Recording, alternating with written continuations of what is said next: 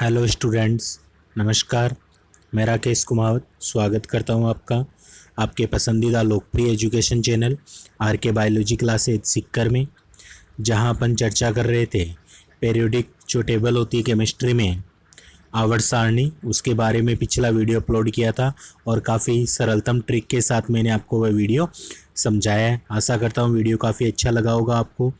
अब उसी आवर्त सारणी से रिलेटेड 40 महत्वपूर्ण क्वेश्चनों को लेकर एक वीडियो और अपलोड कर रहा हूँ, और इसमें ऐसे क्वेश्चन हैं जिनको अपन देख लेंगे तो उनसे बाहर आवर्त सारणी का कोई भी क्वेश्चन नहीं आता है। इसलिए कहता हूँ कोई भी एग्ज़ाम अगर आप फाइट करने जा रहे हो तो इन क्वेश्चनों को ज़रूर से देख कर ही जाना है।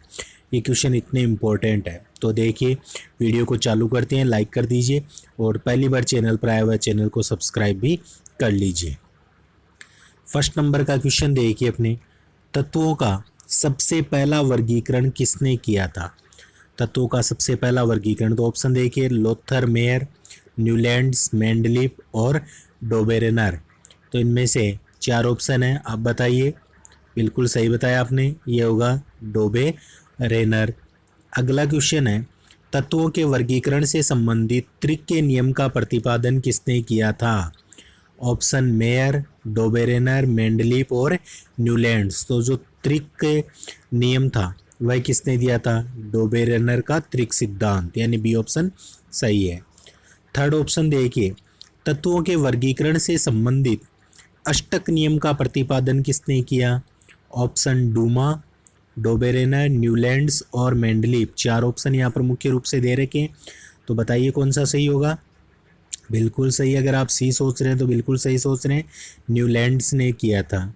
अगला क्वेश्चन देखिए, यदि तत्वों को बढ़ते हुए परमाणु भार के क्रम में लिखा जाए तो हर 8वां तत्व अपने से पहले तत्व के समान गुणों वाला होगा, यानी कि अष्टक नियम सिद्धांत जो था उसकी बात चल रही है।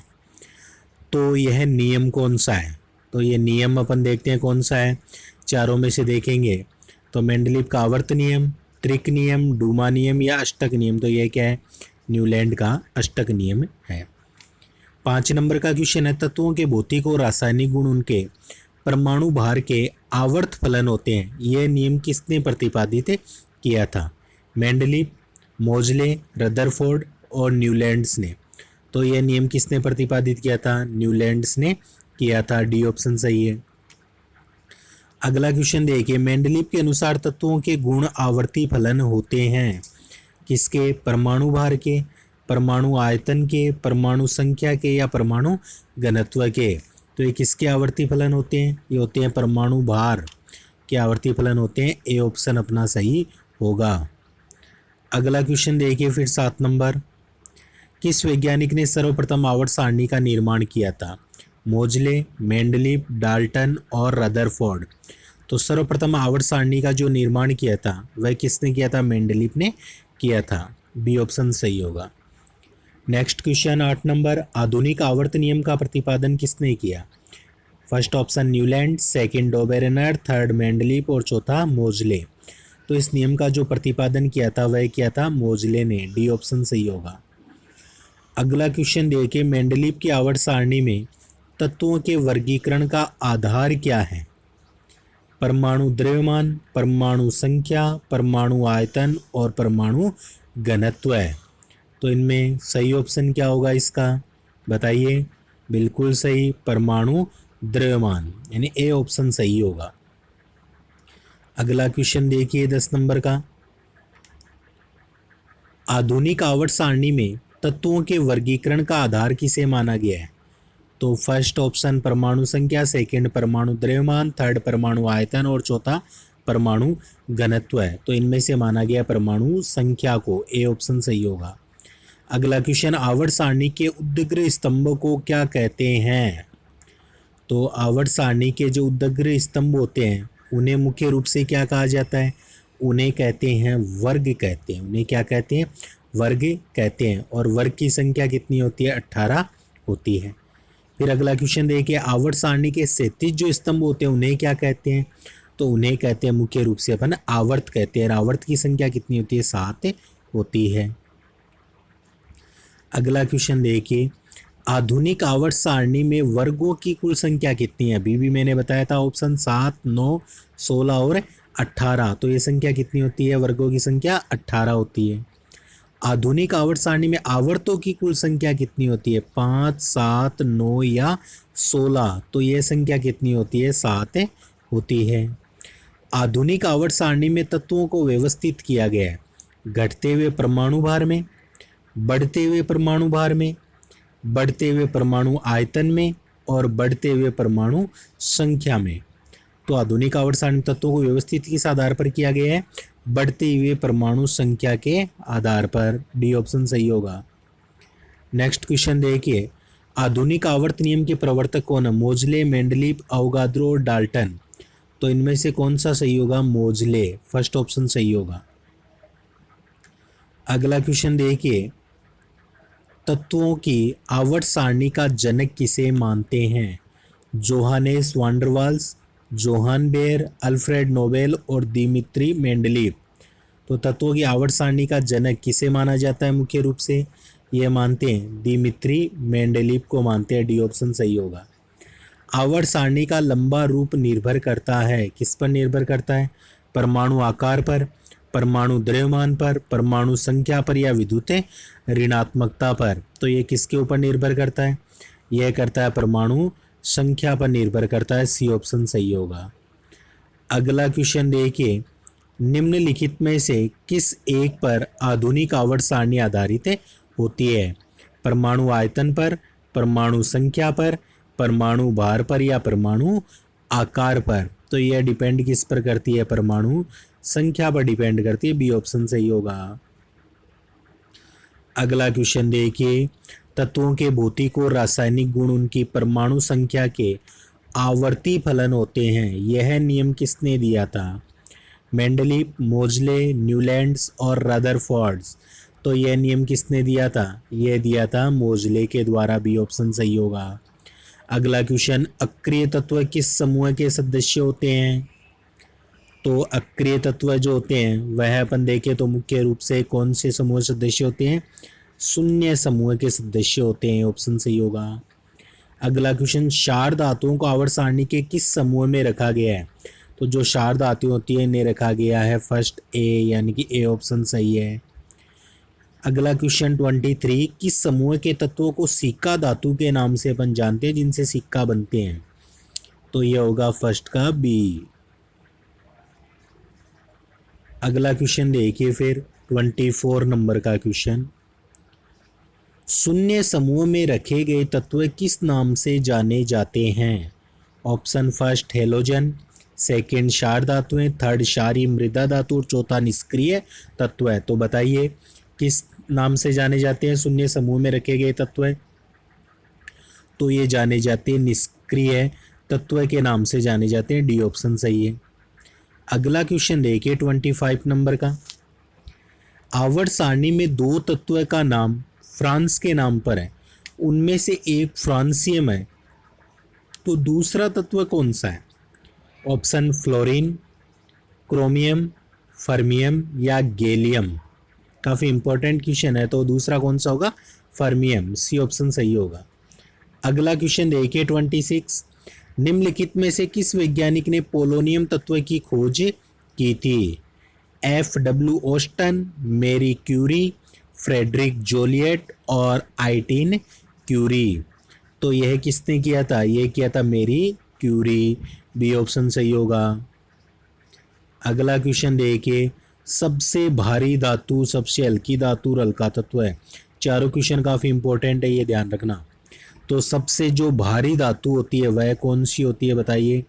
सबसे जो भारी धातु होती है ना, ऑप्शन चांदी, सोना, पारा और ओस्मियम। तो सबसे जो भारी धातु होती है वो होती है ओस्मियम। डी ऑप्शन सही होगा। सबसे हल्की धातु कौन सी होती है? ऑप्शन मैग्नीशियम, एल्यूमिनियम, प्लेटिनम और लिथियम। तो सबसे हल्की जो धातु होती है वो होती है लिथियम होती है।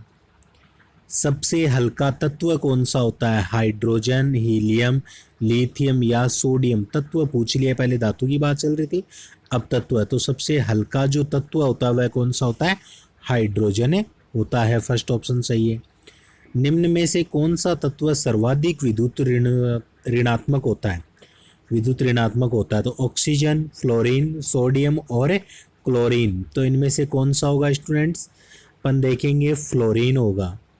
ये क्या हो, सर्वाधिक विद्युत ऋणात्मक तत्व होता है। अगला क्वेश्चन देखिए 31 नंबर का। निम्नलिखित में से कौन सा तत्व जो है वह मौलिक गुणों को प्रदर्शित करता है या मौलिक गुण है? कौन सा तत्व का मौलिक गुण कौन सा होता है? परमाणु भार, अणु भार, परमाणु संख्या या परमाणु घनत्व है। तो कौन सा होता है स्टूडेंट्स? यह होगा परमाणु संख्या। बिल्कुल सही बताया आपने, परमाणु संख्या होगा। पृथ्वी के पटल का 97.2% भाग कितने तत्वों से मिलकर बना हुआ है? 5, 8, 11 और 19। तो यह मिलकर बना हुआ है 8 तत्वों से। बी ऑप्शन सही होगा इसका। अगला क्वेश्चन, पृथ्वी पर सबसे अधिक मात्रा में पाए जाने वाली धातु कौन सी है? लोहा, एल्यूमिनियम, कैल्शियम और सोडियम। तो पृथ्वी पर सबसे अधिक मात्रा में, पृथ्वी पर पूछा आपने तो सबसे अधिक मात्रा में पाई जाने वाला जो धातु तत्व है वह कौन सा है स्टूडेंट्स? वह होगा अपने एल्यूमिनियम, यानी कि बी ऑप्शन सही होगा। पृथ्वी पर सबसे अधिक मात्रा में पाया जाने वाला तत्व है ऑक्सीजन, सिलिकॉन, एल्यूमिनियम और लोहा। तो इनमें से कौन सा होगा? ऑक्सीजन होगा। और अगर ब्रह्मांड में अपने पूछ लिया सबसे ज़्यादा मात्रा में पाया जाने वाला कौन सा, तो हाइड्रोजन हो जाता है। पृथ्वी पर सबसे अधिक मात्रा में पाए जाने वाला तत्व पूछा है तो ऑक्सीजन, और धातु तत्व पूछे तो कौन सा आ जाएगा? एल्यूमिनियम आ जाएगा। ये मिलते जुलते क्वेश्चन है, जरूर ध्यान रखना इन क्वेश्चनों को। आगे अपन बात करते हैं। देखिए 34 क्वेश्चन हो गए। 35वां क्वेश्चन देखिए अपने। संक्रमण तत्व की विशेषता होती है, संक्रमण तत्व की क्या विशेषता होती है? अपूर्ण डी ऑर्बिटल होते हैं, अपूर्ण एफ ऑर्बिटल, अपूर्ण पी ऑर्बिटल और अपूर्ण एस ऑर्बिटल। तो जो संक्रमण तत्व होते हैं ना, इनकी विशेषता क्या मानी जाती है? अपूर्ण डी ऑर्बिटल, यानी कि जो ए ऑप्शन होगा वह सही होगा। प्रत्येक आवर्त का अंतिम सदस्य होता है एक धातु, एक हेलोजन, एक निष्क्रिय गैस या एक उपधातु। तो बताइए फ्रेंड्स क्या होगा चारों में से? जी बिल्कुल, अगर आप यहाँ पर सी सोच रहे हैं तो बिल्कुल सही सोच रहे हैं कि एक जो आवर्त होता है का अंतिम सदस्य क्या होता है? एक निष्क्रिय गैस है। प्रत्येक आवर्त का प्रथम सदस्य होता है क्षार धातु, हेलोजन, अक्रिय गैस या उपधातु। तो प्रत्येक जो आवर्त होता है उसका प्रथम जो सदस्य होता है वह क्या होता है? एक क्षार धातु होता है। फर्स्ट ऑप्शन सही है। अगला क्वेश्चन देखिए फिर 38 नंबर का। निम्नलिखित में से किसमें शून्य इलेक्ट्रॉन सजातीयता होती है? ऑक्सीजन, फ्लोरीन, नाइट्रोजन और नियॉन। तो ये किस में होती है? ये होती है नियॉन में। डी ऑप्शन अपना सही होगा। तीसरे और चौथे समूह के ऑक्साइड का सामान्य गुणधर्म क्या होता है? बेसिक, एसिडिक, बेसिक और एसिडिक दोनों या उदासीन? तो तीसरे और चौथे समूह के जो ऑक्साइड होते हैं उनका सामान्य गुणधर्म क्या होता है? वे बेसिक और एसिडिक होते हैं। सी ऑप्शन सही होगा। अंतिम क्वेश्चन देखिए वीडियो का। आवर्त सारणी के दूसरे आवर्त में तत्वों की संख्या कितनी है? 18, 8, 2 या 10? तो इनमें से बताइए आप क्या होगा? ये होंगे 8 होती है। तो ये थे फ्रेंड्स अपने मोस्टली 40 क्वेश्चन जो आवर्त सारणी से बनते हैं, और ये ऐसे क्वेश्चन है जो आज तक किसी न किसी एग्ज़ाम में ज़रूर से पूछे गए हैं, और इनसे बाहर कभी कुछ नहीं आता है। 99% अपन ये कह सकते हैं। तो आपको वीडियो अगर अच्छा लगा हो तो इसे शेयर ज़रूर कर दीजिए और लाइक कर दीजिए, और कोई सुझाव देना हो तो वो आप कमेंट्स में दे सकते हैं, और किस टॉपिक के बारे में आपको पढ़ना है, क्वेश्चनों की आवश्यकता है, वो भी आप कमेंट्स में मेरे को ज़रूर बता सकते हैं। वीडियो देखने के लिए आप सभी का धन्यवाद। मिलते हैं अगले वीडियो में एक नए टॉपिक के साथ। तब तक के लिए जय हिंद, जय भारत।